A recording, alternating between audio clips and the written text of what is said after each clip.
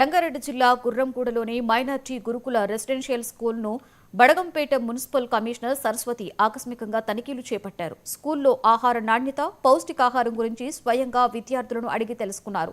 విద్యార్థులు మంచి పౌష్టికాహారం అందిస్తున్నారని చెప్పడంతో కమిషనర్ సంతోషం వ్యక్తం చేశారు. ఆ తర్వాత స్టోర్ రూమ్లను తనిఖీలు చేసి బియ్యం, పప్పులు, పండ్ల నాణ్యతను పరిశీలించారు.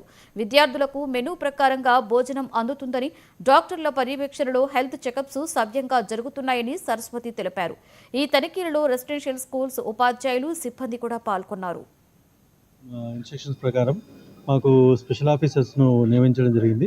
దాంట్లో భాగంగా ఇవాళ బడంపేట మున్సిపల్ కమిషనర్ గారు మరియు వాళ్ళ టీం ఇక్కడికి రావడం జరిగింది. Mess, dining hall, class rooms, washrooms అన్నీ చెక్ చేయడం జరిగింది. క్వాలిటీని చూసిండు. అట్లాగే మా దగ్గర 350 వరకు స్ట్రెంత్ ఉంది. వాళ్ళందరికీ మార్నింగ్ నుండి ఈవినింగ్ వరకు బ్రేక్ఫాస్ట్, లంచ్, డిన్నర్, స్నాక్స్ అన్ని ఐటమ్స్ను ప్రొవైడ్ చేస్తున్నాం. అట్ ద సేమ్ టైం ఏదైనా హెల్త్ ఇష్యూస్ వచ్చినా మాకు హెల్త్ డిపార్ట్మెంట్ నుండి కూడా ఇక్కడ సహకారం జరుగుతుంది. హెల్త్ చెకప్ అవుతుంటుంది.